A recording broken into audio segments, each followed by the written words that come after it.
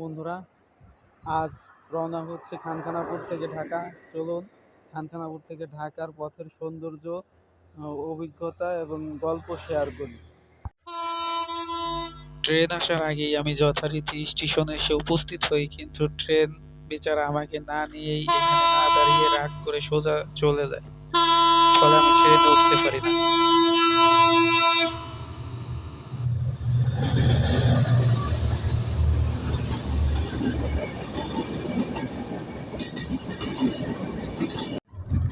তো আজকে আমি আপনাদের বাসে করেই দেখাবো বাংলাদেশের অপরূপ সৌন্দর্য, এবং এই সৌন্দর্য দেখে আপনারা অবশ্যই বিমোহিত হবেন, এটাই আশা করি। দুপাশে ঘাসের সারি অবিরত ধারায় উঁচু হয়ে মাথার গৌরব বাঙালি জাতির মতো দাঁড়িয়ে রয়েছে, তা আমরা দেখতে পাচ্ছি। এবং পাশে মসজিদ তার সৌন্দর্য আরো বহুগুণে বাড়িয়ে দিয়েছে। আর দূরে দেখতে পাচ্ছেন ধান ক্ষেত, এগুলি এখন প্রায় পাকার সময় হয়ে গিয়েছে। কিছুদিনের মধ্যেই হয়তোবা কর্তন করা হবে। আরো যত সামনে এগিয়ে যাচ্ছি, মন আরো ভালো হয়ে যাচ্ছে। ট্রেন যে মিস করেছি, এটার যে আক্ষেপ ছিল সম্ভবত আস্তে আস্তে কমতে শুরু করেছে। ডান পাশে দেখতে পাচ্ছেন তেপান্তর জোড়া, যত দূর চোখ যায় ধুধু মাঠ আর মাঠ, সবুজে সমারোহ। এটাই আমাদের দেশের অপরূপ সৌন্দর্য, যা ভাষায় প্রকাশ করা যায় না। কবি এ কারণেই বলেছেন যে সকল দেশের রানী সেজে আমার জন্মভূমি, কারণ এই বাংলার অপরূপ সৌন্দর্য দেখি।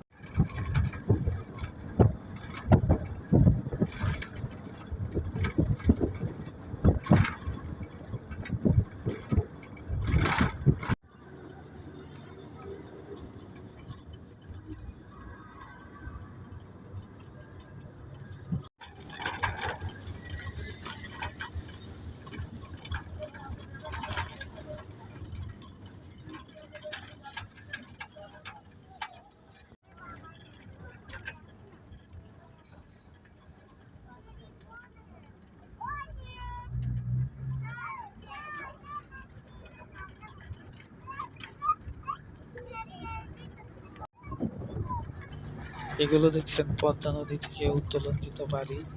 স্থানীয় যে ট্রাকগুলি আছে, এর মাধ্যমে এখান থেকে বিভিন্ন এলাকায় পাঠিয়ে বালিগুলো সেল দেওয়া হয়। এই বালি মূলত ওঠানো হয় বিভিন্ন যে চর পদ্মার বুকে নতুন করে উত্থিত হয়, সেই চর থেকে এই বালিগুলো উত্তোলন করা হয়।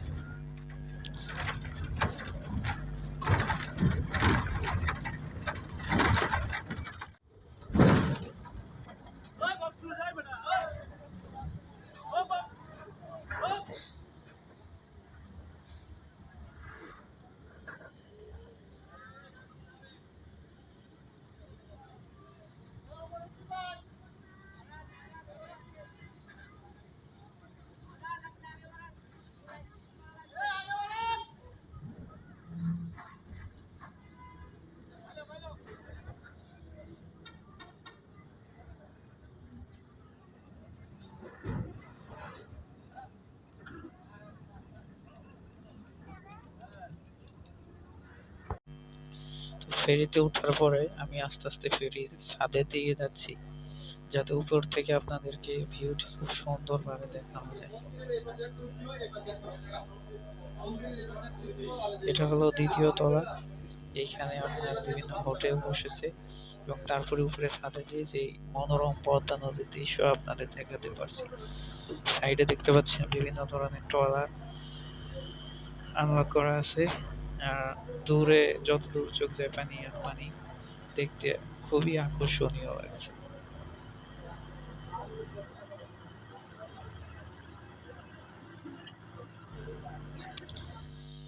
একটু দূরেই দেখতে পাচ্ছেন একটি ফেরি, সম্ভবত পাটুরিয়া থেকে এপারে আসছে, এবং আরো দূরে কিছু জাহাজ দেখা যাচ্ছে। যদিও মোবাইলের সীমাবদ্ধতার কারণে আমি আপনাদের দেখাতে পারছি না। ফেরিটি দেখুন, ওই পার থেকে এপারে বিভিন্ন প্রকারের গাড়ি মানুষজন নিয়ে পার হচ্ছে। তো আমরা দেখতে দেখতে পার হয়ে গেলাম, প্রায় আধা ঘন্টা সময় লেগেছিল ফেরি পার হতে। এবং এই পার দিয়ে যথারীতি আমাদের গাড়িটা আবার সামনের দিকে চলতে লাগলো। এগুলি হলো এখানে লোকাল যে বাসগুলি আছে, এর মাধ্যমে গাবতলী পর্যন্ত যাওয়া যায়। এগুলি সাইডে পার্কিং করা দেখতে পাচ্ছেন।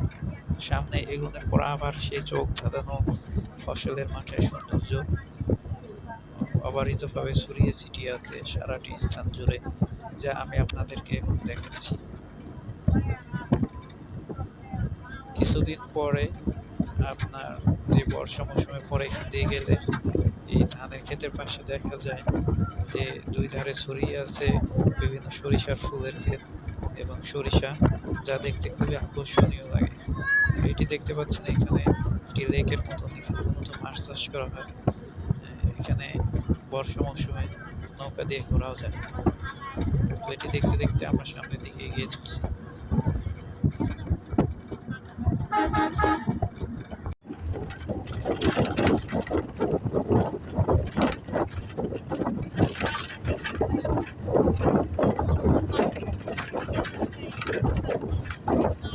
তো এভাবে চলতে চলতে অনেক দূর পরে একটি নদী দেখতে পাচ্ছি, যদিও এখন পানি কম, কিন্তু ব্রিজ এটার উপর দিয়ে অনেক সুন্দর দেখা যাচ্ছে অনেক দূর পর্যন্ত।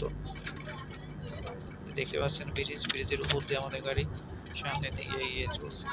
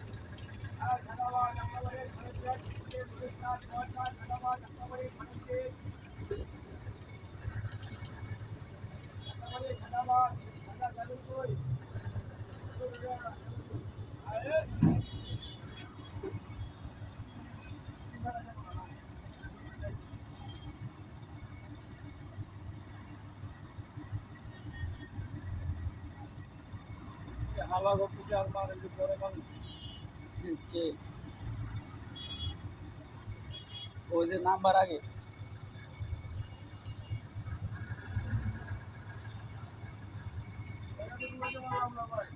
হ্যাঁ ডাল দাও না মিয়া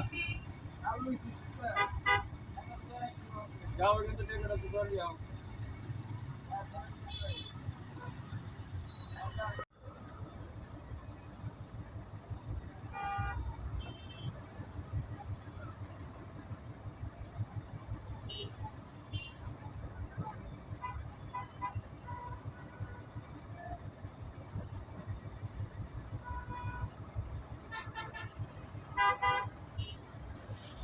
তো এইভাবে অনেকক্ষণ অপেক্ষা করার পরে অবশেষে প্রায় 2 থেকে আড়াই ঘন্টা জ্যামে বসেছিলাম, কোনো দিকে মুভ করতে পারিনি।